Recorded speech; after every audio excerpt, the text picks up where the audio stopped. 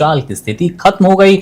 अब एक स्थिर सरकार चलेगी और शायद राजनीतिक चर्चाएं थम सी जाए। लेकिन अब एक बार फिर तमिलनाडु में सियासी भूचाल की स्थिति है और इस बार बीजेपी के लिए टेंशन की खबर है। टेंशन की खबर क्यों? क्योंकि प्रधानमंत्री नरेंद्र मोदी को अपना गुरु मानने वाले पूर्व आईपीएस अधिकारी अन्नामलई बीजेपी छोड़ सकते हैं। इस तरह की अभी टिप्पणियां चल रही है, तमाम बयानबाजियों का दौर है। कांग्रेस तंज कस रही है कि बीजेपी की यही दुर्गति होनी थी, यही हाल होना था और कुछ ऐसा नजर भी आ रहा है। क्या अब अन्नामलई अपनी कोई पार्टी बनाएंगे? क्या टीवी के जैसा वो अपना कोई इतिहास रखना चाहते हैं, इतिहास बदलना चाहते हैं तमिलनाडु के लिए? तमाम ये सवाल है, इनके जवाब आज तलाशेंगे। जवाबों को और सही जानकारी के लिए हमारे साथ कुछ खास मेहमान इस शो में जुड़ेंगे। भाजपा का पक्ष रखने के लिए राम कुमार पाल जी कुछ वक्त में हमारे साथ ज्वाइन करेंगे। उनसे समझेंगे बीजेपी के भीतर किस तरह की इस वक्त अब हलचल की स्थिति है। वहीं पर केशव जी हमारे साथ हैं। केशव सर से समझेंगे क्या है हालात और जो ये खबरें आ रही है केशव सर, अन्नामलई बीजेपी छोड़ सकते हैं, इसमें कितनी सच्चाई है और बीजेपी छोड़कर आगे क्या रास्ता होगा? जी हाँ मुकुंद, सवाल तो लाजमी है क्योंकि देखिए इन सवालों को हवा कहाँ से मिल रही है।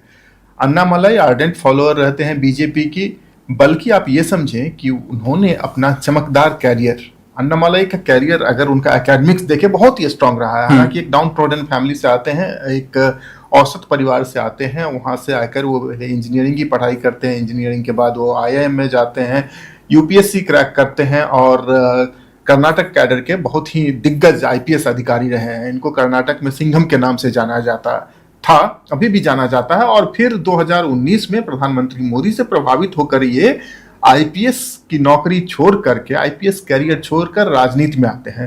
राजनीति में इनका कद धीरे धीरे बढ़ता है और एक समय ऐसा होता है कि तमिलनाडु की राजनीति में एक बड़ा नाम बनकर उभरते हैं के अन्नामलई, कुप्पुस्वामी अन्नामलई। अन्नामलई को भारतीय जनता पार्टी जैसी विश्व की सबसे बड़ी पार्टी तमिलनाडु प्रदेश का अध्यक्ष बनाती है। एकदम युवावस्था में सबसे कम उम्र के तमिलनाडु भाजपा के अध्यक्ष रहते हैं।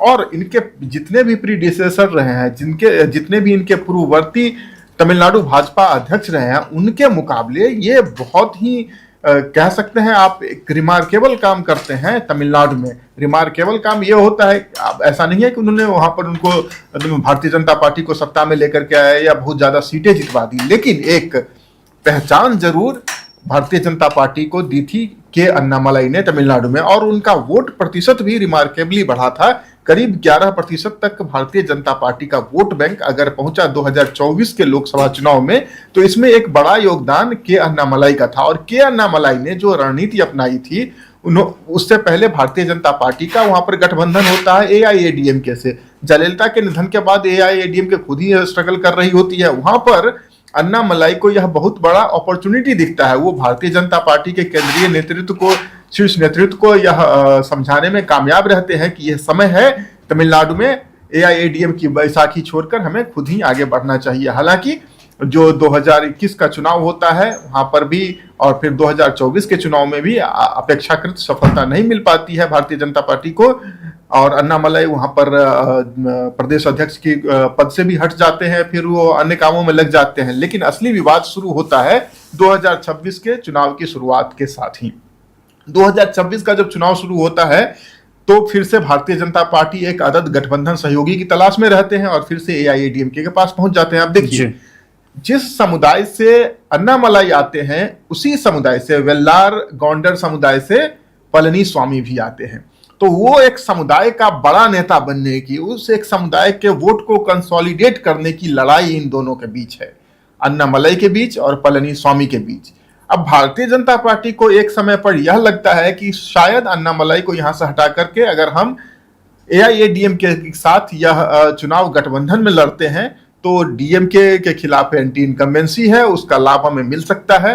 तो एआईएडीएमके की हर शर्त मान लेती है भारतीय जनता पार्टी।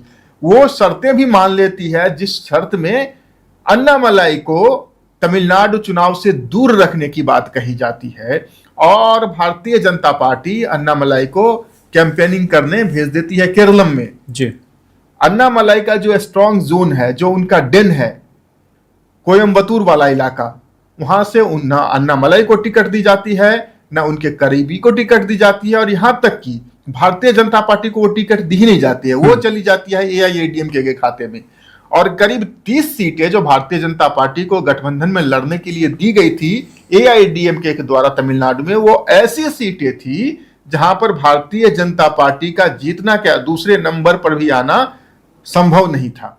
तो ये सारी चीजें भारतीय जनता पार्टी देख रही थी, सुन रही थी, और अन्नामलाई भी चुपचाप पार्टी के वफादार सिपाही की तरह केरलम में कैंपेन करते रहे। जब चुनावों के नतीजे आए और वहां पर भारतीय जनता पार्टी का सारा समीकरण ध्वस्त हो गया, केवल सीटें जीतने के मामले में नहीं जी, बल्कि मत प्रतिशत के मामले में इनका वोट बैंक 11% से गिर करके करीब 4-4.5% पर आ जाता है। 8% का नुकसान इनको होता है वोटों के मामले में। तब भी अन्नामलाई को एक उम्मीद रहती थी कि शायद अब भाजपा का शीर्ष नेतृत्व उनसे बात करेगा और उनको कोई बड़ी जिम्मेदारी दी जाएगी केंद्र में या राज्य में। हालांकि चुनाव परिणाम आने के लगभग 1 महीने हो चुके हैं। पिछले महीने की 4 तारीख को आया था, आज हम 1 जून को बात कर रहे हैं तो जी। लेकिन इतने दिनों में भी कोई ऐसी संभावना अन्नामलाई को दिखी नहीं। तब जाकर के कोयम्बतूर, जो अन्नामलाई का गृह क्षेत्र है, वहां पर ऐसे पोस्टर लगाए गए हैं जिसकी वजह से ये विवाद सारा शुरू हो रहा है। और एक चीज और पहली बार दिख रहा है कि क्यों अन्नामलाई अपसेट हैं और किस तरह से अपसेट हैं, इसकी एक वानगी उन्होंने एक एक्स पर किए गए अपने पोस्ट में दिखाई है। अभी तक अन्नामलाई भारतीय जनता पार्टी की जितनी भी नीतियां रही है, भारतीय जनता पार्टी सरकार की जितनी भी नीतियां रही है, उसके बहुत ही मुखर पैरोकार बने हुए थे। यहां तक कि भारतीय जनता पार्टी की सरकार ने तमिलनाडु या देश भर के राज्यों के लिए जो त्रिभाषा सूत्र बनाया है, 3 लैंग्वेज फॉर्मूला बनाया है, उसका तमिलनाडु में सिरे से विरोध हो रहा था। दोनों जो डीएमके और एडीएमके जो वहां की प्रमुख पार्टियां हैं, दोनों ने इसे खारिज करने की बात कही थी। लेकिन अन्नामलाई इसके समर्थक बने हुए थे। उनका कहना था कि 1ली से लेकर 6ठी कक्षा तक जो पढ़ाई है वो मातृभाषा में ही हो और 6ठी से ऊपर की जो कक्षाएं उसमें स्लोली 3 भाषाएं आनी चाहिए, इसमें कोई बुराई नहीं है। लेकिन 2 दिन पहले जो ये ट्वीट करते हैं, माफ करें, जो एक्स पर पोस्ट करते हैं, उसमें ये इस बात की आलोचना करते हैं कि आखिर जल्दी किस बात की है।